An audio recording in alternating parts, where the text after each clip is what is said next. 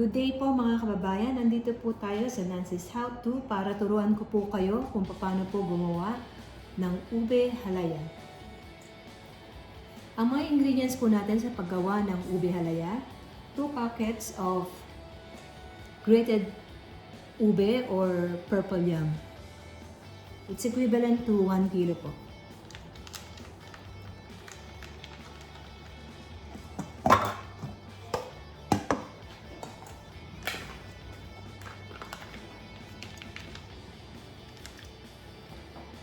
One can condensed milk,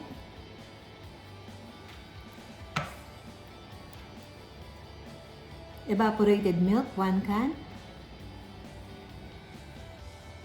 1 cup of sugar, 2 teaspoons of vanilla,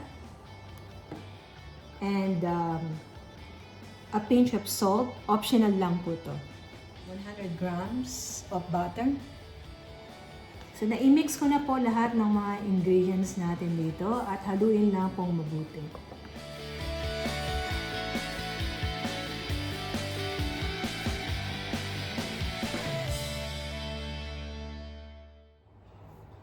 Using medium heat na stove, lulutuin na po natin ang ating grated ube mixture. So, gagamit po tayo ng 100 grams of butter.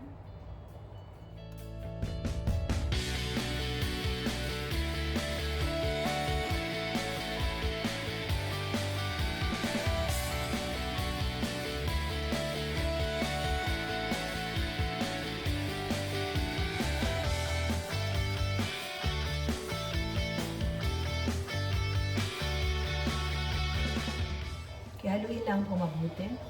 Just to make sure na hindi po siya masusunog.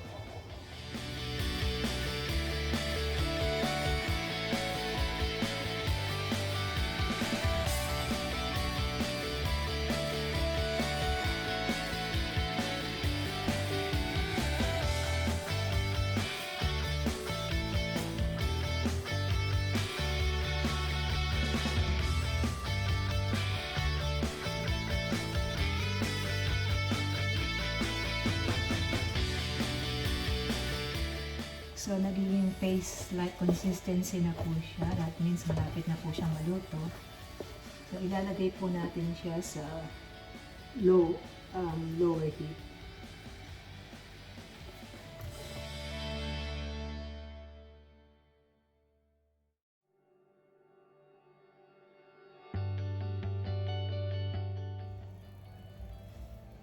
Approximately 20 to 35 minutes po, luto na po itong ube halaya natin.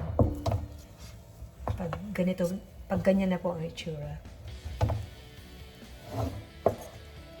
Paste-like consistency.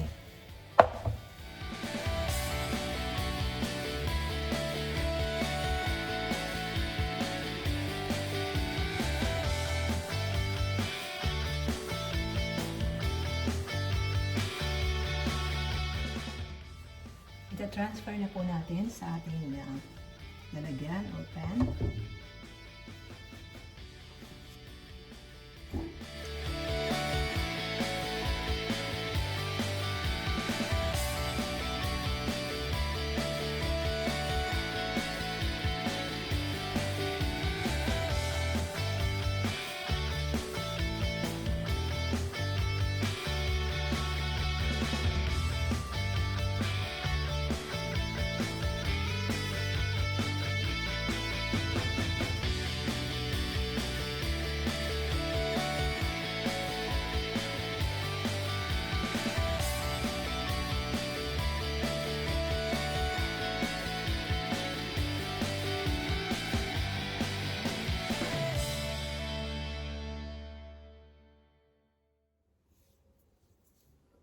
Ayusin lang po natin.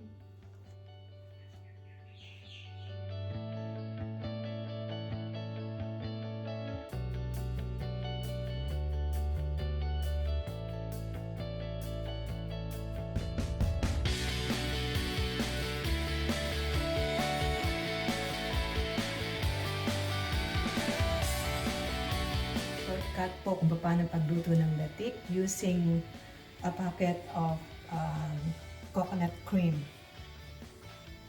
So, gumamit po ako ng 1 liter ng coconut cream. Lalagay lang po sa medium heat.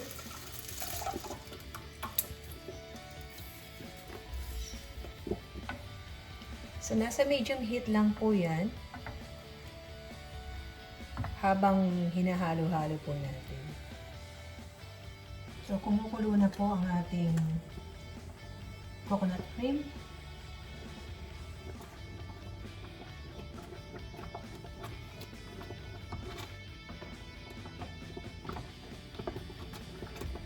So, nilagay ko lang po sa very low heat para hindi siya masyadong tumatalsik. And keep stirring para po maiwasan yung pagtalsik. So remember, lowest heat lang po pag nag-i-start na po siyang tumalsik para hindi po kayo mapasok. So yung consistency po niya is getting thicker. So that's after mga 10 minutes of stirring po ito under lowest heat. So medyo malapot na po siya. From time to time, scrape lang po natin yung side.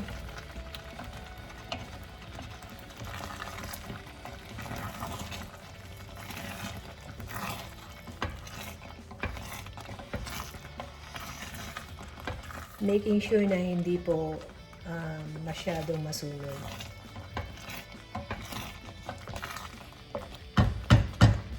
So, ayan lang po natin mag-evaporate yung liquid until mag-start na po mag-form yung ating latik. So, nasa lowest heat lang po yan ang stove natin.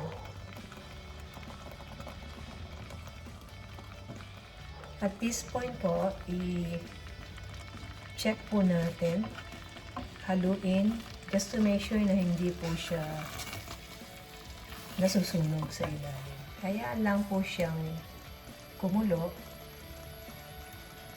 at tuloy ang mag-evaporate po yung liquid. So, i-check po natin ulit, making sure na hindi po nasusunog yung ilalim.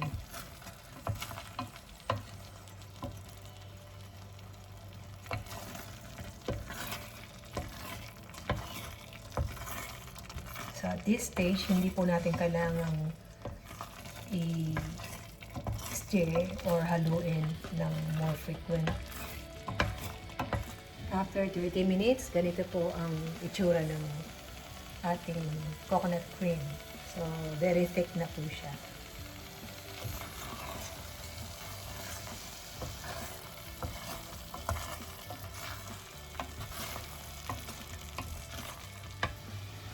Using rubber spatula, i-scrape lang po natin yung side. Yung mga dumikit po sa side ng pan.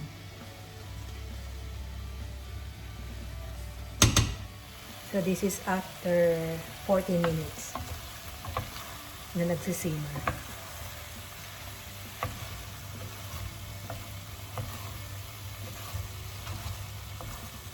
Nasa lowest heat pa rin po tayo. Nagba-brown na po yung ilalim. So, check it from time to time. Making sure na hindi siya nasusunod.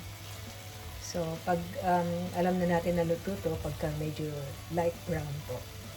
Huwag masyadong dark brown. Otherwise, baka mapait po. Pagsunod. Malapit na siya maluto.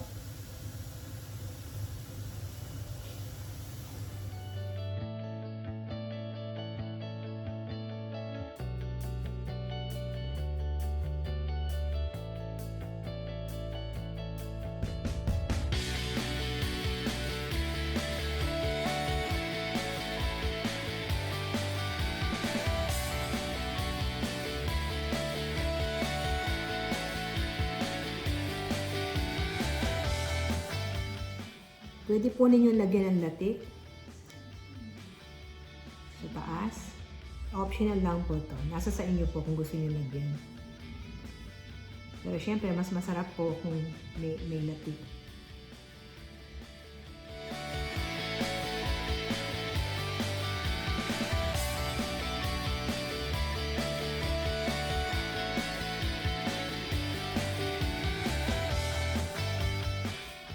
Ito na po ang ating finished product ng ube halaya with latik. Maraming salamat po sa lahat ng mga nag-view at subscribe. At sa mga hindi pa po, please like and subscribe.